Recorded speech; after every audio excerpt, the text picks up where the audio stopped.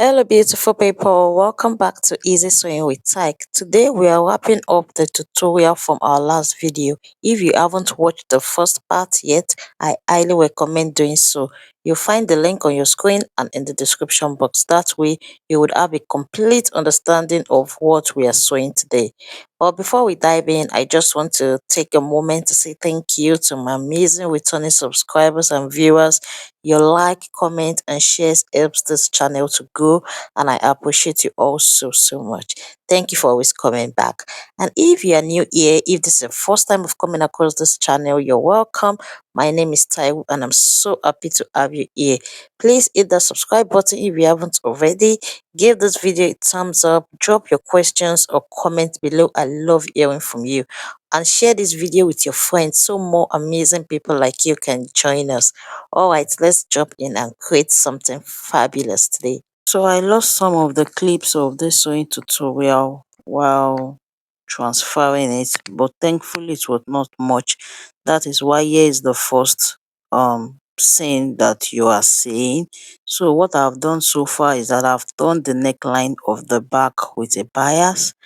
I also went ahead to take in the dart for the back. Then I joined the upper part and the lower part of the back together using half an inch, as you can see currently on the screen. So that is all that I've done so far. Now let's take it up from here. Now go ahead and put the two back together and join it together at the zipper area. So I like to start from the waist area since I'm still going to lose it anyway to fix the zipper, but I just like starting from the waist area, especially when it have an half length joining this way, so I can be sure that it is going to match up. So where I marked out is where the zipper is going to stop, so I'm just going to double stitch on that part. Then I'm going to sew it all the way while I leave 8 to 10 inches for the slit. Now go ahead and fix the zipper by placing the right side of the zipper on the right side of the fabric and sewing as close as possible to the edge this way, both on the right side and on the left side. Just make sure that you sew it neatly and the waistline matches up this way, and at the neckline too it matches up. One is not being longer than the other, and this is what we have. Afterwards, I went ahead to create the elastic casing at the hem of the sleeve this way. I just went ahead and I fold in the elastic casing like this. Make sure that what you are folding is wide enough to accommodate an half-inch elastic. Now to the front upper bodice, you want to go ahead and sew off the dart for the two wrap sides this way. Afterwards, I'll proceed to turn the wrap neckline with a bias. So I do not have enough ready-made bias, so I cut out my fabric on bias, not straight, so that it can fold along that wrap neckline perfectly. Then I went ahead to use it to turn the neckline this way by first sewing it on the right side before flipping it over and sewing it on the wrong side. Also, don't forget to turn the 2 inches that was left at the side here with bias as well. Like I said in the cutting process, that this wrap dress is not functional. It can't be opened, alright? So I'll make sure that the midpoint matches up where we notched while we're cutting. Then I'll go ahead and sew it off at the waist area this way. I'm sewing it off permanently. This wrap dress is not functional. We can't open it. Alright. Then I'll make sure that I sew down that neckline that way. I'll sew directly on the line that I have there, or you can put a press button there, or you can glue it down. Just make sure that it is not moving around. And here is what I have. Now is the time to join the lower part to the upper part together at the waistline using half an inch like this. If you added that allowance to your skirt part, then go ahead and sew off the dart before attaching it to the upper part. Now the next thing to do is to join both the front and the back together at the shoulder using half an inch. Join it together at the two shoulders using half an inch like this. After joining it together at the shoulder, the next thing to do is to input the bust measurement, the waist measurement, and the hip measurement. Then sew it off at the two sides this way. I also went ahead to fold in the hem. I sew it actually. You can use an original hem gum to attach yours if you do not want the sewing to be showing on the right side. Make sure that the half length matches up that way. Now, here is something I want to point out. When you have a wrap top or when you cut a wrap, there's tendency for the neckline to gape because you are cutting across the grain line. So here is what you want to do. Now, when you are joining it at the shoulder, I later went ahead to rectify mine. Make sure that the front, which is the wrap part, it is coming up by ½ inch. All right. Do not allow the shoulder to match up, or you should have done this when you were cutting.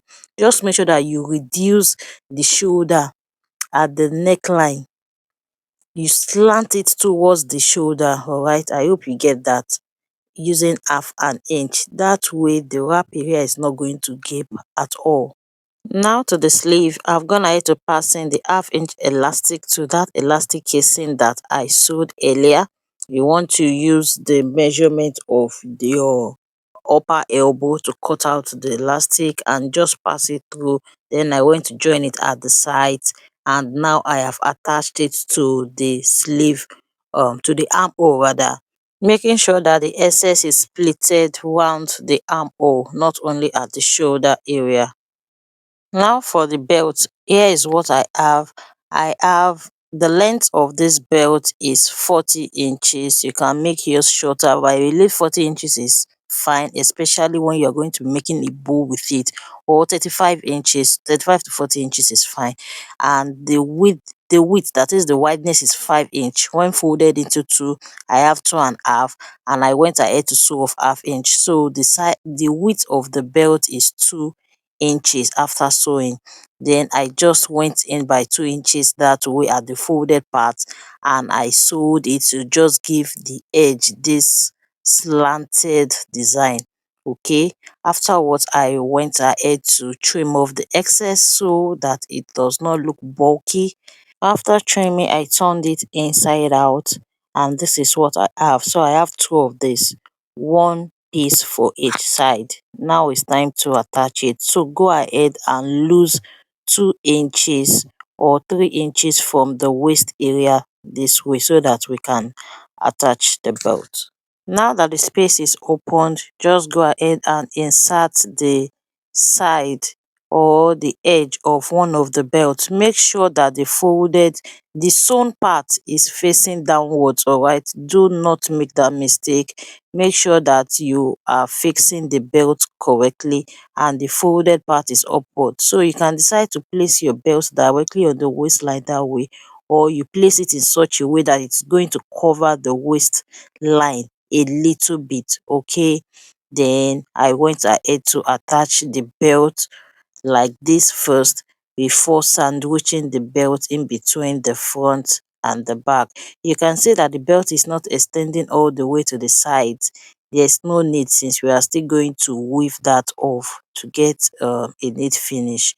So I'm just going to go ahead and close off that space, and I will repeat the same process for the second side. So here is how the belt in the original style inspiration was fixed. All right, but I later went ahead to alter this, and I made the bow permanent because I did not want to have to keep making a bow every time this dress is worn. That is why my bow looks a bit different and structured and rigid. Yes, that is because it is a permanent bow.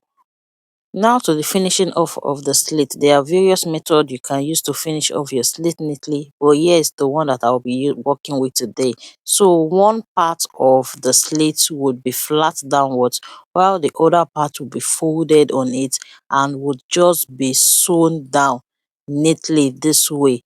Now this is the resulting effect, that the skin of the knee area will be covered by that flat one, while this other one will be folded. Okay, you can go ahead and finish off that using an hem gum, or you can just hem it out neatly. And here is how I decided to finish off the slits. And that's a wrap for today's tutorial. I hope you gained some valuable insight and enjoyed the process. I'd love to see how your project turns out, so be sure to share them with me on social media. You can find me as Easy Sewing with Tyke on Instagram, Facebook, and TikTok. See you in the next tutorial. Until then, take care and happy sewing. Bye.